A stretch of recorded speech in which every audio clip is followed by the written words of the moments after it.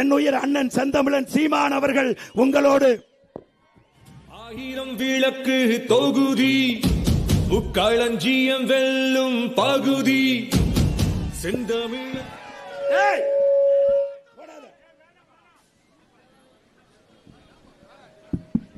என்னடா புது பழக்கம்? நான் எங்களின் உயிரோடும் உணர்வோடும் கலந்து வாழ்கின்ற அன்பு சொந்தங்கள் அனைவருக்கும் வணக்கம்.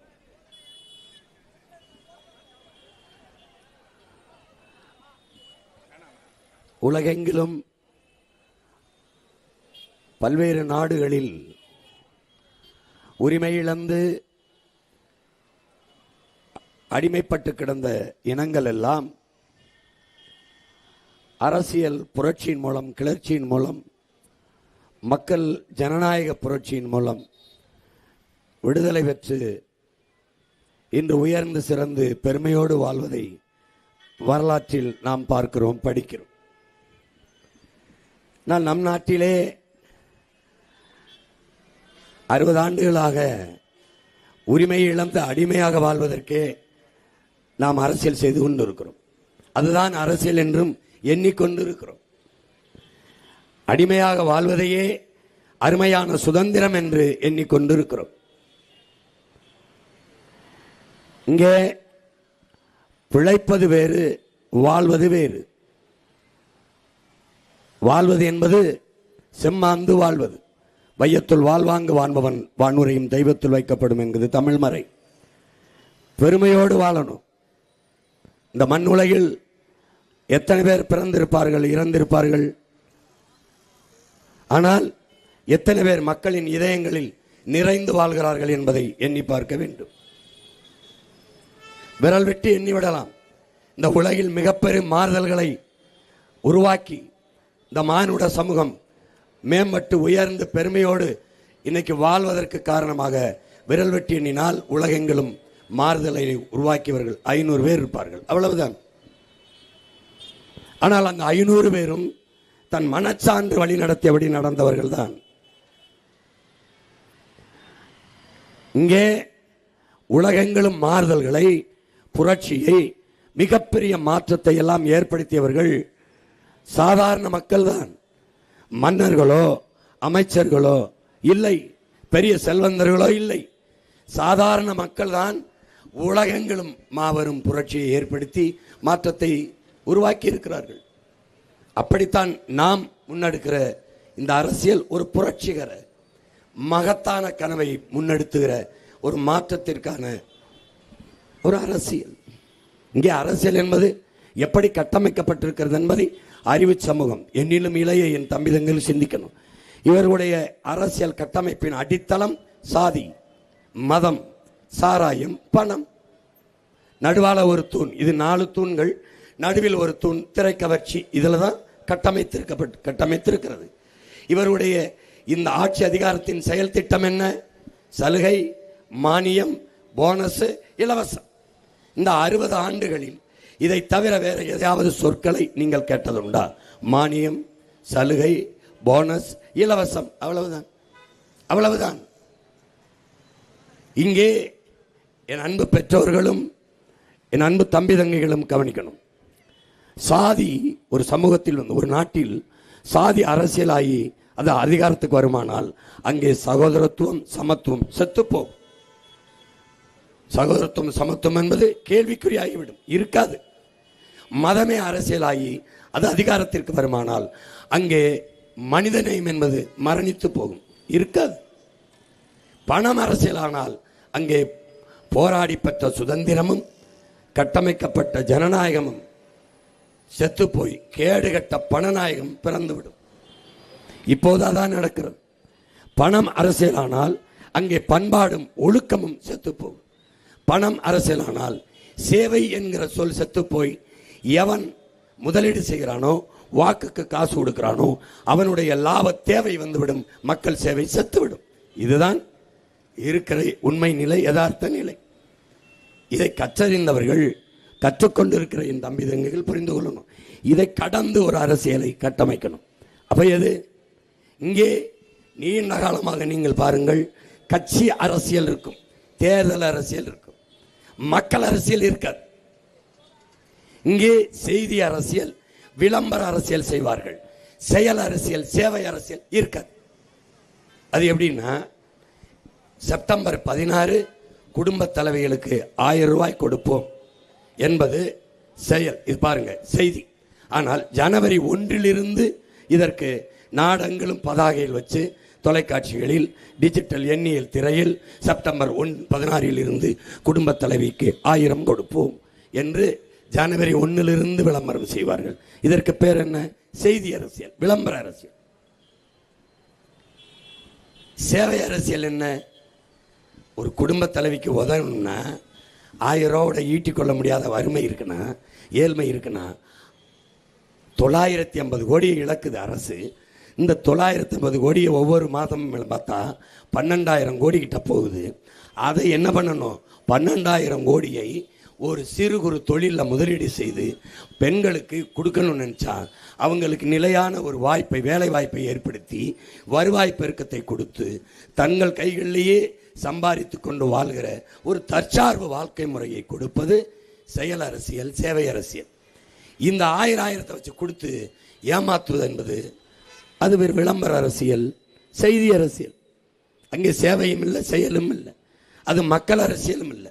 ஒரு கட்சி ஆட்சிக்கு வந்த பிறகு, இப்போ தேர்தல் நடக்குது, ஆட்சிக்கு வந்துட்டா மக்களை பற்றி தான் சிந்திக்கணும், அடுத்த தேர்தலை பற்றி சிந்திக்க கூடாது. கட்சிக்கு நிதி வதிப்பது, பார்ட்டி ஃபண்டுன்னு வாங்க வேண்டியது, அப்புறம் ஒவ்வொரு மாவட்ட செயலரும் பணம் வாங்க வேண்டியது, கமிஷனை வாங்க வேண்டியது, அதை வச்சுக்கிட்டு அடுத்த தேர்தலையே குறிவிக்கிறது. எப்படி?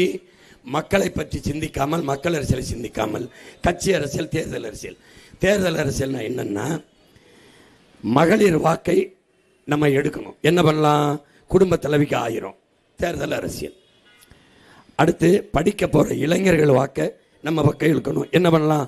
தமிழ் மகன் 1000, சரி. அப்புறம் படிக்க போகிற பெண்கள் வாக்கை நம்ம கட்சிக்கு எடுக்கணும். என்ன பண்ணலாம்? புதுமை பெண்.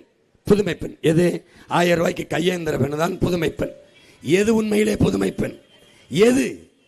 கல்வி, தன்னுடைய கல்விக்கேற்ற வேலை, யாரையும் சார்ந்திராது தன் உழைப்பின் மூலம் வாழ்கிற தற்சார்பு வாழ்க்கையை எந்த பெண் நிலைநாட்டிக் கொள்கிறாளோ, ஈட்டிக் கொள்கிறாளோ, ஏற்படுத்திக் கொள்கிறாளோ அவதான் புதுமை பெண். யார் காலையும் சார்ந்து அப்பாவையோ அம்மாவையோ அண்ணனையோ தம்பியோ கணவனையோ சார்ந்தில்லாமல் தன் கையாலே உழைத்து தனக்கான வருவாயை பெருக்கிக் கொள்கிற தற்சார்பு வாழ்வை ஒரு பெண் பெறுகிறாள் என்றால் சமூகத்தில் மதிப்பு உயரும். அவள் கல்விக்கேற்ற வேலையை பெற்று, வேலைக்கேற்ற சம்பளத்தை பெற்று, அதுக்கேற்ற வாழ்க்கையை அமைத்துக் கொள்கிறாள் என்றால் அவள் புதுமை பெண். இந்த யார் எந்த ஆண் துணையும் இல்லை என்றாலும் அவரை சார்ந்து வாழாமல் என்னால் வாழ முடியும் என்கிற ஒரு பெண் பிறரை சார்ந்தில்லாமல் தன் காலிலே நிற்கிற வலிமையை பெறுகிறாளோ அவை புதுமை பெண். அப்படி இல்லையே? அப்போ படிக்க போற பெண்கள் வாக்கை இழுக்கணும், மாணவர்கள் வாக்கை இழுக்கணும், மகளிர் வாக்கை கவரணும் என்று திட்டமிடுவதுதான் தேர்தல் அரசியல். இப்போ உதாரணமா 31 லட்சம் பேருக்கு ஒரே நல்ல மடிக்கணினி. எப்போ எப்போ? இந்த மாதம் தேர்தல், போன மாதம் 31 லட்சம் மாணவர்களுக்கு மடிக்கணினி. இதுதான் கேடுகட்ட தேர்தல் அரசியல். மக்கள் அரசியல் என்ன பண்ணியிருக்கணும்? போன ஆண்டே கொடுத்துருக்கணும். உண்மையிலே மாணவர்கள் மேலே அக்கறை இருந்தால் போன ஆண்டே கொடுத்துருக்கணும். அதுவும் +2 படிக்கிறவருக்கு இல்லை, 3ஆவது ஆண்டு படிக்கிறவனுக்கு. எவனுக்கெல்லாம் வாக்குரிமை இருக்கோ அவனுக்கு கொடுத்துறது. மருத்துவக் கல்லூரியில் 3ஆம் ஆண்டு படிக்கிறவன் கூட, ஏன்னா அந்த வாக்கை உறுதி செய்யணும். எப்படி? இதுதான் தேர்தல் அரசியல். இப்போ இதுக்கு முன்னாடி பொங்கலுக்கு 3000 கொடுக்கல. இந்த முறை பொங்கலுக்கு, ஏன்னா இந்த ஆண்டு தேர்தல் வருதுங்கிறதுனால இந்த ஆண்டு பொங்கலுக்கு 3000 பணம். ஏன்? தேர்தல் அரசியல். இப்போ திடீரென்று 1,31,00,000 வங்கி கணக்கில் ஒரே நாளில் ராத்திரியில் 1,30,31,00,000 வங்கி கணக்கில் 5000 ரூபாய் போடப்பட்டிருக்கு. 6,800 கோடி முதலீடு செய்யப்பட்டிருக்கு. எதுக்கு? இந்த ஓட்டுக்கு தான், இந்த வாக்குக்கு. அதில் என்ன காரணம்? நீங்கள் இந்த தேர்தல் வந்துருச்சுன்னா தேர்தல் ஆணையத்துக்கிட்ட அதிகாரம் போயிடும். நாங்கள் முறைப்படி மக்களுக்கு கொடுக்குற 1000 கொடுக்க முடியாது. அதனால இந்த 3 மாதத்துக்கு நாங்கள் தர முடியாது. அதனால முன்கூட்டியே இந்த 3000 போட்டுருவோம். அப்புறம் இந்த 2000 எதுக்குன்னா கோடை ஏப்ரல் மேயில் உங்களுக்கு கோடை விடுமுறை, சம்மர் வெக்கேஷன். ஏன்னா இந்த ஆண்டு தான் ஏப்ரல் மே வருது, போன ஆண்டு இல்லை. அது இந்த ஆண்டு வர்றதுனால கை செலவுக்கு அப்பாவுக்கு நாட்டு குடிகள் மேலே அக்கறை, கை செலவுக்கு 1000 ஏப்ரல் மாதத்துக்கும் மே மாதத்துக்கும் கை செலவுக்கு கொடுத்துருக்காப்புல. ஏன் ஏப்ரல் மேல தேர்தல் வருது, வாக்குக்கு நேரடியாக காசை, மக்கள் காசை, அரசு காசை 6800 கோடியை அதிகாரத்தில் இருப்பதால் மக்களின் வங்கி கணக்கில் கொடுத்து தன் வாக்கை தக்க வைக்குது. இதுதான் தேச துரோகம், ஜனநாயக படுகொலை. சம அளவில் தேர்தலில் போட்டிடுறோம் நாங்கள். மக்களாட்சி ஜனநாயகத்தில் சம வாய்ப்பு சம உரிமைங்கிறீங்க. எனக்கு எங்க சம வாய்ப்பு, எனக்கு எங்க சம உரிமை? உங்ககிட்ட காசு இருந்தது, கவர்மெண்ட் அரசு உங்ககிட்ட இருந்துச்சு, போட்டிங்க. நான் என்ன போடுறது? எப்படிப்பட்ட ஆட்சி முறை, எப்படிப்பட்ட அரசியல்? என் தாத்தன் காமராஜ் தேர்தலில் நிற்கலை, கட்சி ஆட்சி அமைக்குது. அப்போ தேர்தலில் நின்று 6 மாதத்துக்குள்ளே வெல்லணும், அப்போ தான் முதலமைச்சராக முடியும். அப்போ குடியாத்தத்தில் ஒரு இடைத்தேர்தல் வருது. அங்கே கோதண்டராமன் கம்யூனிஸ்ட் கட்சியை சார்ந்த ஒருத்தர் போட்டிடுறாப்புல, நம்ம தாத்தா போட்டிடுறாப்புல. வாக்கெட்டு போகும்போது சனம் ஓடியாந்து ஐயா இந்த பாலத்தை கட்டி கொடுங்கய்யா, இந்த பாலத்தை கட்டி கொடுங்கய்யா, நாங்கள் உங்களுக்கு ஓட்டை போட்டுறோம்னு சொல்லுது. நாங்கள் உங்களுக்கு ஓட்டு போட்டுறோம்னு சொல்கிறாங்க மக்கள். பார்க்கலாம் பார்க்கலாம்னு போயிட்டார். கூட வந்த தலைவர்கள்லாம் ஐயா கட்டித்தாரேன்னு ஒருத்த வார்த்தை சொல்லியிருந்தா சனம் நமக்கு ஓட்டு போட்டுரும்ல. அது நல்லாவா இருக்கு? நம்ம முதலமைச்சர் ஆகிட்டோம், நம்ம போட்டிடுறோம், ஐயானா முதலமைச்சர் கட்டி கொடுத்துருவாருன்னு சனம் நம்பும். நான் கட்டித்தரேன்னு சொன்னால் ஒரு மாதிரி லஞ்சமாயிராதா? நம்மளை எழுத்து நிற்கிற கோதண்டராமனுக்கு என்ன பதவி இருக்குது? அவர் என்ன உறுதி செய்ய முடியும்? அதனால தப்பு. மக்கள் ஓட்டு போட்டு ஜெயிச்சு வந்தோம்னா செஞ்சுக்கிடுவோம். அப்படி நம்ம வார்த்தையை கொடுத்து ஓட்டை பறிக்க கூடாதுன்றப்பல அவன் வாழ்ந்த நாட்டில் தான் இது ராத்திரியோட ராத்திரி 5000 வங்கி கணக்குக்கு வருது. எப்படி மக்கள் அரசியல் தேர்தல் அரசியலுக்கு வேறுபாடு புரியுதுன்னு நினைக்கிறேன். இல்லைன்னா இன்னும் மறுபடியும் பேசுகிறேன். புரியுதா? புரியும் உங்களுக்கு புரியும். மக்கள் அரசியல் என்பது இப்போ பாருங்க, தலைவனுக்கும் மனிதாபிமானிக்கு வித்தியாசம் இருக்கு. இவங்க எப்படின்னா, ஐயா எம்ஜிஆர் எப்படின்னா பசிக்குது அப்படின்னா அவர் பொறுக்க மாட்டார். பசிக்க இந்த போய் சாப்பிட்டு வா இந்தா அப்படின்னு கொடுத்துருவாப்புல. இந்த காமராஜன் ஒருத்தர் இருந்தால் பாருங்க, அவன் எப்படின்னா ஐயா பசிக்குது ஐயா இந்த போய் சாப்பிட்டு நான் இங்கே இருப்பேன், இங்கே தான் இருப்பேன், சாப்பிட்டு என்னை பாரு, போயிட்டு வா. சாப்பிட்டு வந்தவொடனே ஐயா நான் சாப்பிட்டேன் அப்படியா, அங்கே காசை கொடுத்து அனுப்பியாச்சு. அது ஹியூமன் பீயிங், மனிதாபிமானம், அவ்வளோதான். இது எப்படின்னா சாப்பிட்டு வந்து உட்காருப்பா. உன் பேர் என்ன? ரங்கசாமியா? என்ன படிச்சிருக்க? பிஏ படிச்சிட்டான். பட்டா படிச்சிருக்கேன். எந்த ஊர்? ராமநாதபுரம்ங்கயா? அப்படியா? அப்பா என்ன வேலை செய்கிறாங்க? விவசாயம் பார்க்குறேன். விவசாயம். உனக்கு என்ன வயசு? ஐயா எனக்கு 26 வயசு ஆகுதியா? சரி நீ போ. அதிகாரியை கூப்பிட்டு, நாட்டில் பட்டம் படிச்சுட்டு 26 வயசில் சாப்பிட வழி இல்லாமல் திறானே, இந்த மாதிரி எத்தனை ஆயிரம் இளைஞன் படிச்சுட்டு தெரியுவா? அவனை பூரா கணக்கெடுங்கிறேன். படிச்சுட்டு வேலை இல்லாதவனுக்கு அத்தனை இளைஞனுக்கும் நிரந்தர பசியை போக்குறதுக்கு வேலை கொடுக்க திட்டத்தை தீட்டு இவன் தான் தலைவன். புரியுதுன்னு நினைக்கிறேன். புரியுதா? அப்போத்தான் இங்கே பாரு எப்படி சொல்கிறான், லீ குவான் யூ, இந்த சின்ன நாடு உன் சென்னையில் பாதி தான் இருக்கும், 45 நிமிஷத்தில் மொத்த நாட்டையும் சுற்றி வந்துடலாம். அவன் லீ குவான் யூன்னு ஒரு கனவு நாயகன் வர்றான், ஒரு ரெவல்யூஷனிஸ்ட், ஒரு புரட்சியாளர் வர்றான். அவன் எப்படி வர்றான்? உன் மக மாதிரி வர்றான். எப்படி? நான் உங்கள் கருத்துக்கானவன் அல்ல, உங்கள் நலனுக்கானவன். புரியுதா? அதே மாதிரி அவன் தான் எப்படி வர்றான்? only 10 years என் நாட்டை உலகத்தின் தலை சிறந்த நாடாக உருவாக்குவேன். இன்னும் 1000 ஆண்டுகள் தாண்டி போனாலும் என் நாட்டை பற்றி இந்த உலகம் பேசுகிற உயரத்தில் வைப்பேங்கிறான். என்னுடைய கவலை நெக்ஸ்ட் எலெக்ஷன் இல்லை, நெக்ஸ்ட் ஜென்ரேஷனுங்கிறான். எப்படி? நெக்ஸ்ட் ஜென்ரேஷனுங்கிறான். அதை ஓமையா எப்படி சொல்கிறேன்? வேற வார்த்தையில் சொல்கிறேன். அரசியல்வாதிகள் எப்போதும் அடுத்த தேர்தலை பற்றிய சிந்திப்பார்கள். தலைவர்கள் மட்டும்தான் அடுத்த தலைமுறையை பற்றி சிந்திப்பார்கள்.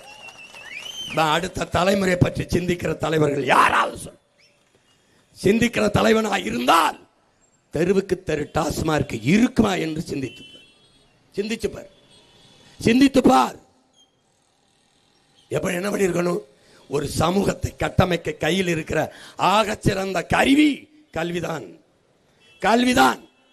அண்ணல் அம்பேத்கரை ஃபர்ஸ்ட் எஜுகேட் தான் சொல்றார், கற்பின் தான் சொல்றார்.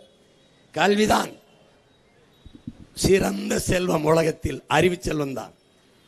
கற்றவருக்கு சென்ற இடமெல்லாம் சிறப்பு என்கிறார் அறிவு மூதாட்டி அவை. கல்வியில் தான் ஒரு சமூகம் ஒழுக்கமான நன்னறி மிகுந்த மேம்பட்ட சமூகமாக கட்டமைக்க முடியும்னா கல்வி. அந்த கல்வி இப்ப எங்க இருக்கு? முதலாளிகிட்ட. எப்படி இருக்கு? விற்பனை பொருள், உயர்ந்த லாபம் கொளிக்கிற தொழில். உன் வகுப்பறை அறிவு கருவறையாக இல்லை, வியாபார அறையாக இருக்கிறது. இதை தகர்க்கணும். தகர்த்தல் பண்ணும். உலகத்தரத்திற்கு கல்வியை கொடுக்கணும். சரியான சமமான தரமான கல்வி எந்த அளவிற்கு? தனியார் முதலாளிகிட்ட என்ன கிடைக்குதுன்னு என் மக்கள் நினைக்கிறானோ, தனியார் கல்லூரியில் என்ன கிடைக்குதுன்னு நினைக்கிறானோ, அந்த தரத்தை தாண்டி அரசு பள்ளி கல்லூரியில் கல்வி கொடுக்கணும்.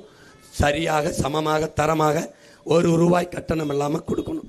அங்கே இருந்துதான் மாறுதலை ஆரம்பிக்கணும். இது என்னது? அடுத்த தலைமுறையை பற்றி சிந்தனை.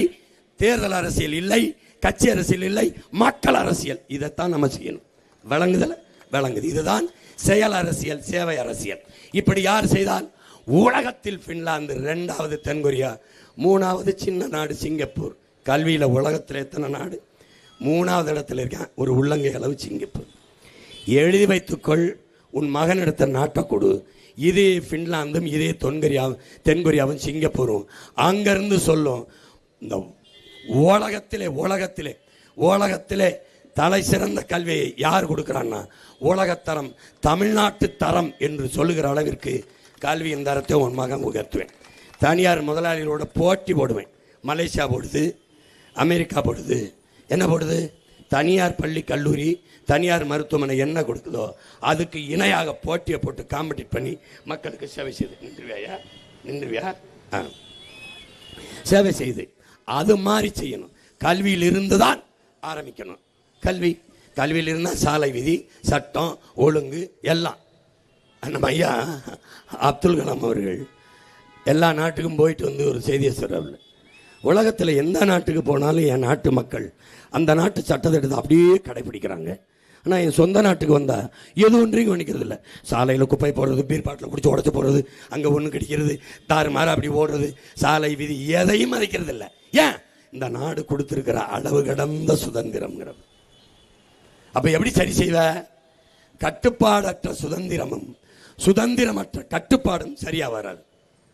அப்ப என்ன பண்ணும்? ஒரு கோடு போடணும், ட்ராக். இங்க இருந்து ஒரு மார்ச் செட் கொண்டா எப்படி வேணாலும் ஓடி போய் கோட்டை தொடுனா ஒருத்தனும் ஓட மாட்டான். இவனை இடிப்பான், அவன் அடிப்பான், போய் சோர மாட்டான். அப்ப என்ன பண்ணணும்? ஒரு கோடை போடணும், ட்ராக். இந்த கோட்டுக்குள்ள 1ஆம் நம்பர் ஓடு, 2ஆம் நம்பர் ஓடு, 3ஆம் நம்பர் ஓடு என்று ஓடினால் தான் ஒழுங்கு வரும். ஓட்ட பந்தயத்துக்கே கோடு தேவைப்படுதுன்னா இப்போ நாட்டுக்கு தேவையா இல்லையாங்கிறத அறிவு சமூகம் சிந்திக்கணும். கல்வியில் இருந்து தான் சமூகத்தை கட்டமைக்கணும். முதல்ல. 2வது மருத்துவம். அதை கொடுத்துருக்கா பாரு. இல்லை முதலமைச்சருக்கு முடியலைன்னா காவிரியில் போய் படுத்து பார்ப்பல, மந்திரிக்கு முடியலைன்னா அப்பளவில் படுத்து பார்ப்பல, ஆனால் நமக்கு முடியலைன்னா பாடையை கட்டி சுடுகாட்டில் போய் படுத்த வேண்டியதுதான். ஏன்? அவ்வளவுதான். மக்களின் மீது அக்கறை அவ்வளவுதான். மக்களுக்கான ஆட்சி அவ்வளவுதான். மக்களுக்கான அரசியல் அவ்வளவுதான். அப்ப என்ன பண்ணும்? தனியார் முதலாளிகள் கொடுக்கிற தரத்திற்கு அரசின் மருத்துவ தரத்தை தூக்கணும், உயர்த்தணும்.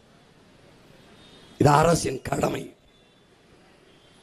சேகுவேர படிச்சுக்கிட்டு இருக்கும்போது மோட்டர் பைக்கில் ஏறி ஊரா போய் மக்களுக்கு இலவசமாக மருத்துவம் செய்கிறான்.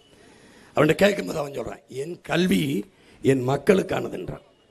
மருத்துவம் ஒரு மகத்தான சேவை, அது என் மக்களுக்கு தேவை, அதை உன் பிள்ளை கொடுக்குறோன்றோம். நாங்கள் சிறந்த மருத்துவம் கட்டணம் இல்லாமல் கொடுப்போம். அடுத்து குடிநீர் கட்டணம் இல்லாமல் தருவேன். இது 3 தான் கட்டணம் இல்லாமல் தருவேன். ஏன் கட்டணம் இல்லாமல் தருவேன்னு சொல்கிறேன்? ஏன் இலவசம்ங்கிற சொல்ல நான் சொல்லலை? அதை வெறுக்கிறேன், அருவருக்கிறேன். அந்த சொல்லை இந்த நாட்டில் இல்லாமல் ஒழிக்கணும்னு நினைக்கிறேன். இவன் எதுக்கு எடுத்தாலும் வருவான் இலவசம், உன்னை ஏலம் போடுவான். நான் வந்தா 2000, இவன் வந்தா 2000, இன்னொருத்த வந்து 2500. இந்த ஊரை தெரிஞ்சுக்கிட்டேன்னு எங்கள் அண்ணன் பாண்டியராஜன் நடித்த படம் இருக்கு. அந்த படத்தில் எங்கள் அண்ணன் மாதிரி 5-6 பைத்தியத்தை கொட்டி விடுவாப்புல. எங்கள் பயில்வான்றாங்கன்னா அதை அண்ணன் ஏலம் போடுவாப்புல. பழைய நாற்காலி இதுகளை போடும்போது நான் சொல்கிறத திருப்பி சொல்லணும். 1000 அப்படி சொல்லக்கூடாது. நான் 1000னா 2000 சொல்லணும். நான் 2000னா 3000னு சொல்லணும். பயிற்சி கொடுத்து 5 பைத்தியங்களை கொண்டாந்து நிறுத்திடுவாப்புல. இவர் 7000 மதிப்பு இந்த நாற்காலி 1000 அப்படின்னு ஒரு பைத்தியம், 2000 இன்னொரு பைத்தியம், 3000 இன்னொரு பைத்தியம், 4000. இப்படி பைத்தியக்காரங்களை நீ தேர்வு பண்ணி அவன் ஒன்று ஏலம் போட்டுக்கிட்டு இருக்கான். 1000 2000 கடைசியாக ஒரு பைத்தியம் பிம்பிளி கீப்பிளா பின்ட்டு போகும்.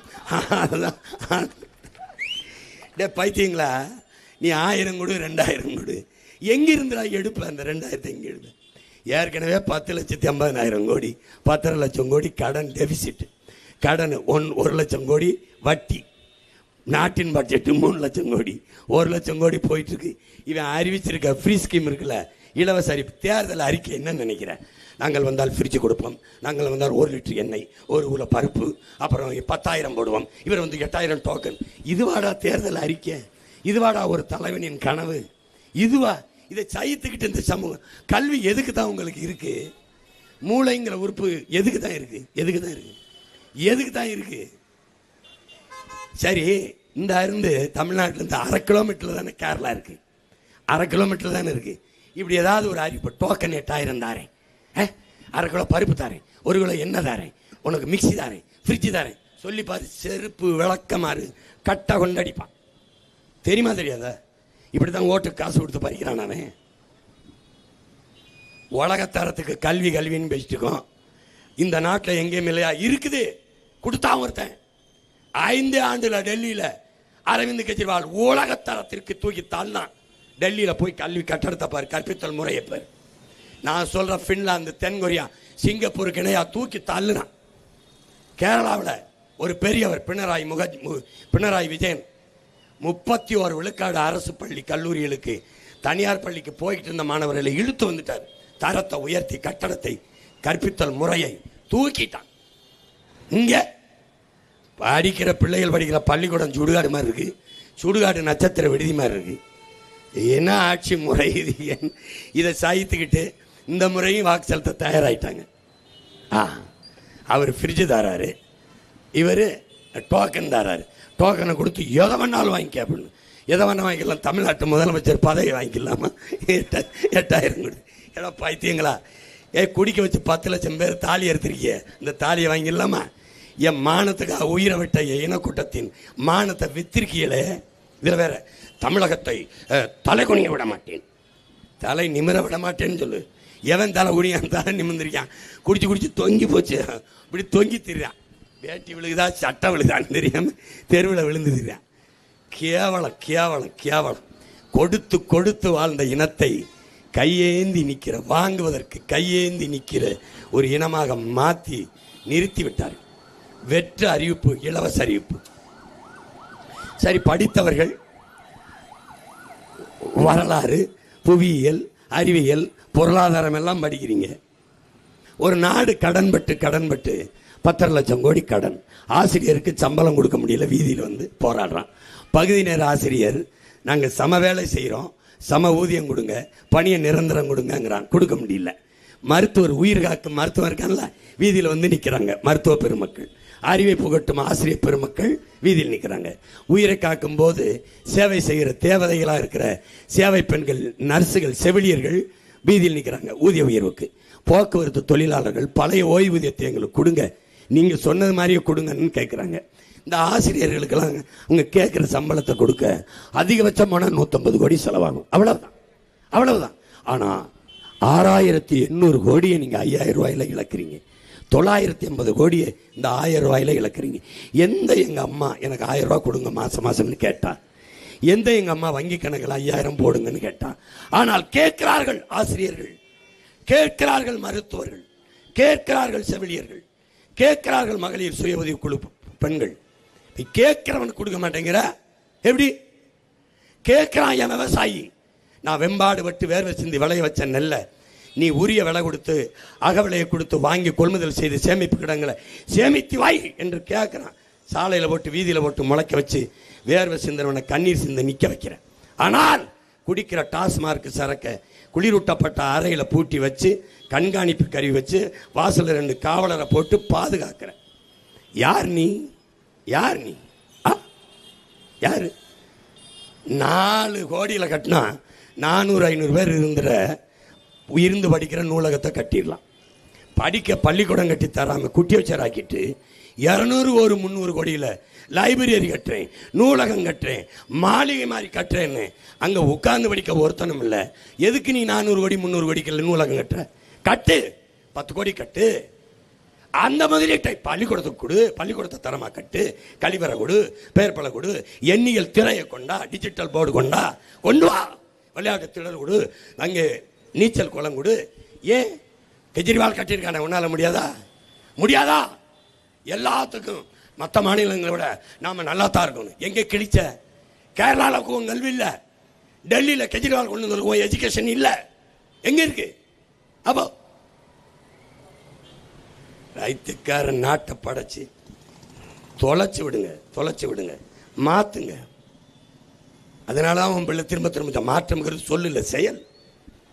அண்ணல் காந்தியடிகள் என்ன சொல்றாரு? நீ இந்த உலகத்தை எப்படிப்பட்ட மாறுதலுக்கு கொண்டு வர நினைக்கிறியோ அது நீ உன்னிலிருந்து தொடங்குறாங்கிறப்பல. நான் என்னிலிருந்து தொடங்கிட்டேன். ஊழல் லஞ்சம் கூடனா நான் ஊழல் லஞ்சத்திற்கு எதிராக இருக்கேன். வாக்குக்கு காசு எடுத்து என் மாண்புமிக்க ஜனநாயகம் சாகுது என்றால் நான் வாக்குக்கு காசு வாங்கிட்டு வாக்கு செலுத்த மாட்டேன், உறுதியா இருக்கேன். அப்படி எனக்குள்ள இருந்து மாற்றத்தை தொடங்கணும்ல. என் தாய்மொழியோடு பிறமொழி ஆங்கிலம் கலந்து பேசக்கூடாதுன்னு நினைச்சா நான் பேசக்கூடாது. என்னிலிருந்து நான் மாறுதல் வரணும், என்னிலிருந்து தொடங்கணும். தனக்குள் எந்த மாற்றத்தையும் ஏற்படுத்த முடியாத ஒருவனால் சமூக மாற்றத்தை ஏற்படுத்த முடியாது. நான் மாறுறேன், நீங்க மாறுங்க, நாம் எல்லாரும் மாறுவோம், நாடு மாறும். அதான் மாற்றம். உலக யதார்த்தம் இருக்குல்ல. எவ்வளவு பெரிய கோலத்தை போடுங்க, ஒரு புள்ளியில் தானே தொடங்கணும். எவ்வளவு பெரிய காவியத்தை எழுதுங்க, ஒரு எழுத்தில் தானே தொடங்கணும். எவ்வளவு பெரிய ஆலம்பரம் பாருங்க, ஒரு விதையில் தானே முளைக்கணும். எவ்வளவு பெரிய கடல் பாருங்க, ஒரு துளியில் தானே தொடங்கி இருக்கணும். தொடங்குவோம் மகத்தான புரட்சிக்கான மாற்றத்தை. ஒத்தை ஓட்டிலே உலகம் திரும்பி பார்க்கிற மாற்றத்தை இந்த ஒற்றை விரலால் உங்களால் நிறுத்த முடியும். வாக்கை செலுத்த போகும்போது உங்க பிள்ளைகள், பேர பிள்ளைகள் முகத்தை பார்த்துட்டு போங்க.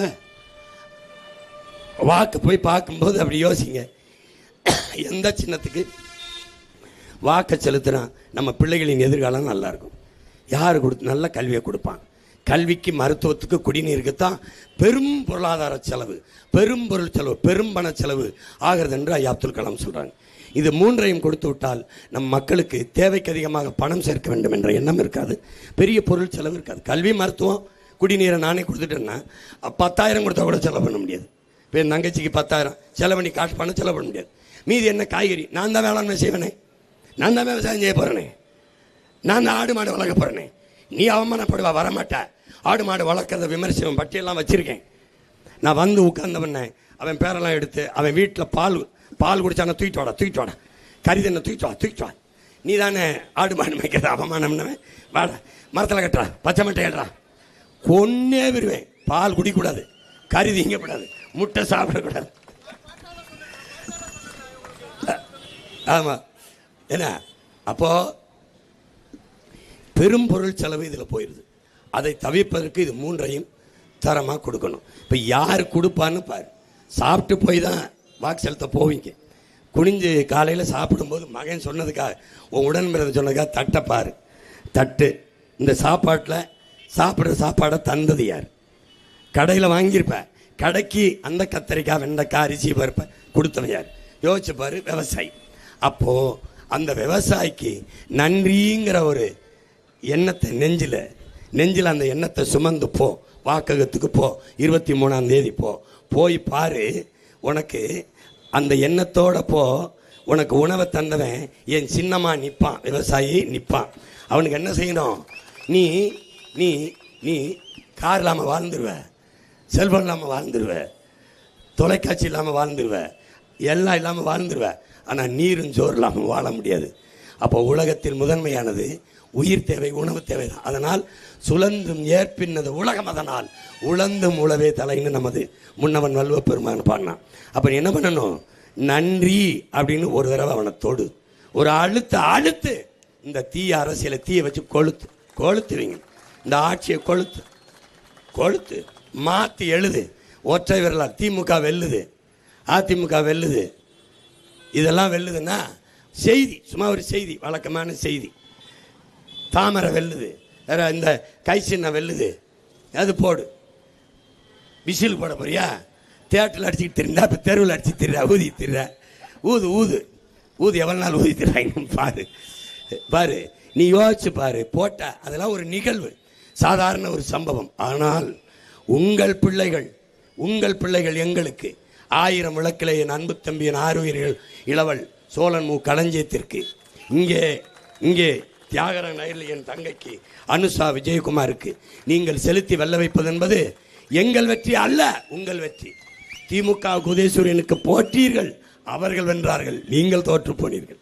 ரெட்டலைக்கு போட்டீர்கள், அவர்கள் வென்றார்கள், நீங்கள் தோற்று போனீர்கள். கைச்சினத்துக்கு போட்டீர்கள், அவர்கள் வென்றார்கள், நீங்கள் தோற்று போனீர்கள். தாமரைக்கு போட்டீர்கள், அவர்கள் வென்றார்கள், நீங்கள் தோற்று போனீர்கள். எந்த இடத்தில் நீங்கள் வென்றீர்கள்? தமிழ்நாட்டு முதலமைச்சர் ஐயா ஸ்டாலின் அவர்கள், மாண்புமிக்க ஐயா ஸ்டாலின் அவர்கள் சட்டசபையில் பேசுகிறார். நாங்கள்லாம் இந்த போராட்டத்துக்கு முறையாக அனுமதி கொடுக்கறது இல்லைன்னு சண்டை. அப்போ தொடர்ச்சியாக விமர்சிக்கிறோம் ஊடகத்தில். அப்போ அவர் சொல்கிறாரு, கடந்த 3 ஆண்டுகளில் கழக அரசு, திராவிட மாடல் அரசு 1,00,000 போராட்டங்களுக்கு அனுமதி அளித்திருக்கிறது. அப்படி இதில் பெருமையா கொடுமையான்னு பார்க்கணும். 1,00,000 போராட்டத்தை 3 ஆண்டுகளில் போட அடிக்கும். அப்போ 1,00,000 பிரச்சனைகளை தந்தது யார்? இந்த போராட்டங்களை மக்களுக்குள் திணித்தது யார்? அதிகாரத்தில் இருந்தவர்கள். எப்படி? 1,00,000 போராட்டம். அப்ப பிரச்சனைகளை தந்தவர்கள் இந்த பக்கம், பிரச்சனையை தீர்க்க வேண்டும் என்று வந்த உங்கள் பிள்ளைகள் இந்த பக்கம். என் அன்பு சொந்தங்களை, நீங்கள் இதில் எந்த பக்கம்? அதான் இருக்கிறது.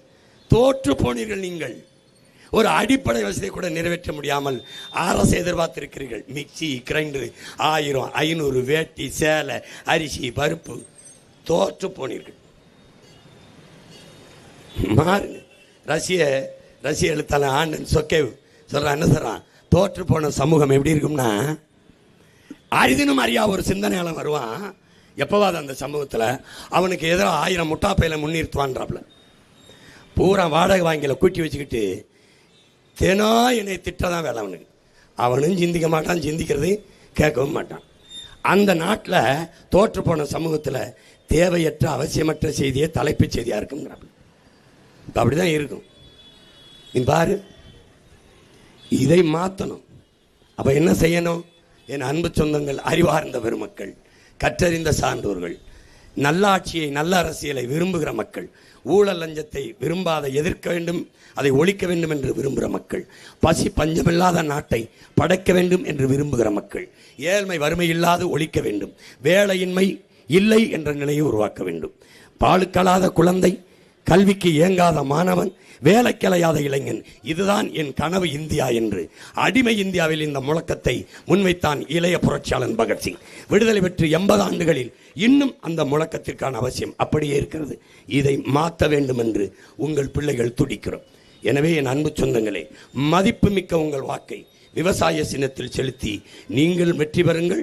என் அன்பு தங்கை அனிஷாவையும் என் தம்பி களஞ்சியத்தையும் வெற்றி பெறச் செய்யுங்கள். எங்களின் வெற்றி உங்களின் வெற்றி. அதிகாரம் மிக வலிமையானது அண்ணல் அம்பேத்கர். அந்த அதிகாரம் என் மக்களுக்கானது, உங்கள் பிள்ளைகள். எனவே அன்பு சொந்தங்களை, புரட்சி என்பது ஓர் தலைகீழ் மாற்றம். மாற்றம் என்பது சொல் அல்ல, செயல். மாறுவோம், மாற்றுவோம். இது மாற்றத்திற்கான எளிய மக்களின் புரட்சி. புரட்சி எப்போதும் வெல்லும். நமது வெற்றி அதை சொல்லும். நம் இலக்கு ஒன்றுதான், இனத்தின் விடுதலை. இனம் ஒன்றாவோம், இலக்கை வென்றாவோம். தமிழ்தாய் வாழ்க, தலைவர் பிரபாகரன் வாழ்க. என் தம்பி களஞ்சியமும் என் தங்கை அனுஷா விஜயகுமாரும் வெல்க, வெல்க, வெல்க. வணக்கம். தங்கா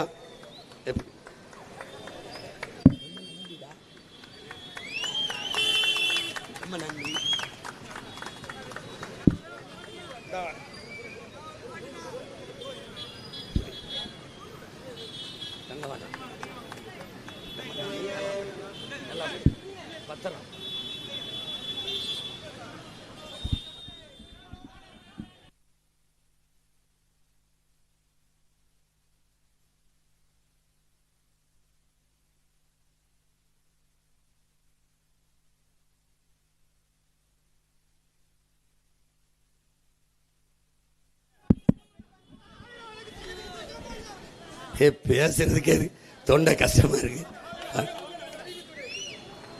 தங்கம் எப்படாடி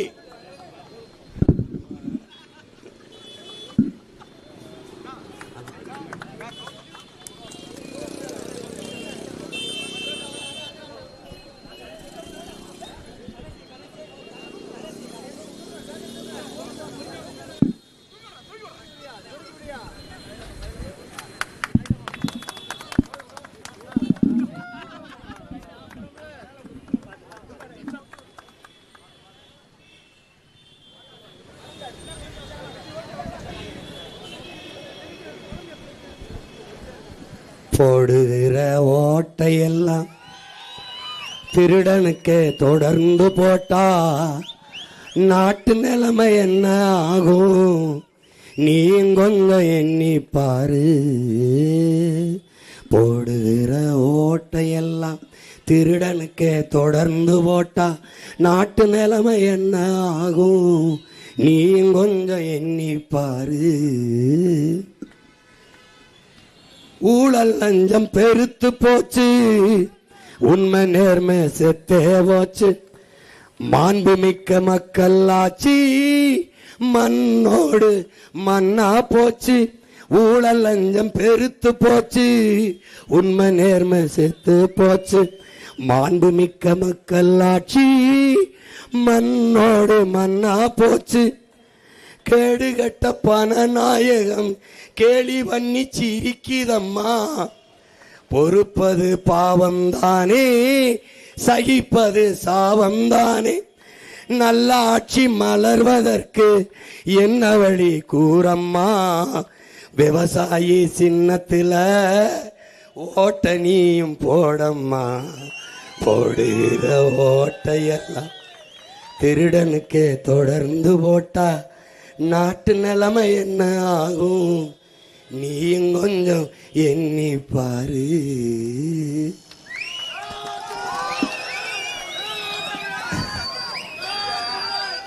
அடுத்த வேலை சோத்துக்கில்ல, அடகு வைக்க பண்டம் இல்லை. யாரால இந்த நிலை சொடலமாடா. நம்ம கெடுத்தது சாமி இல்ல, பாடுபட்ட பூமி இல்ல. கேடுகட்ட சுரண்டல் முறையே தெரியுமாடா தம்பி. கேடுகட்ட சுரண்டல் முறையே தெரியுமாடா. ஓட்ட கேட்க கையெடுத்து கோட்டையில பைய எடுத்து கோடி கோடியா அடிக்கிறானே சொடலமாடா. நம்ம நாட்டக்கூட வேலை பேசி ராத்திரியில் வித்துருவான். லஞ்சத்துக்கு பிறந்ததாடு நம்ம நாடடா தம்பி. லஞ்சத்துக்கு பிறந்ததுதான் நம்ம நாடடா. மொத்த கட்சி கூட்டணிய ஒத்த கட்சி எதிர்த்து நிற்கும். மொத்தத்தில் வீர வேணும் சுடலமாடா. இந்த வித்தைகளை கத்துக்காம சத்தியத்தை ஒத்துக்காம கத்துனா போனதெல்லாம் கிடைக்குமாடா. உங்க மொத்த கட்சி கூட்டணிய எங்க ஒத்த கட்சி மோதி வெல்லும். மொத்தத்தில் வீர வேணும் சுடலமாடா. நன்றி.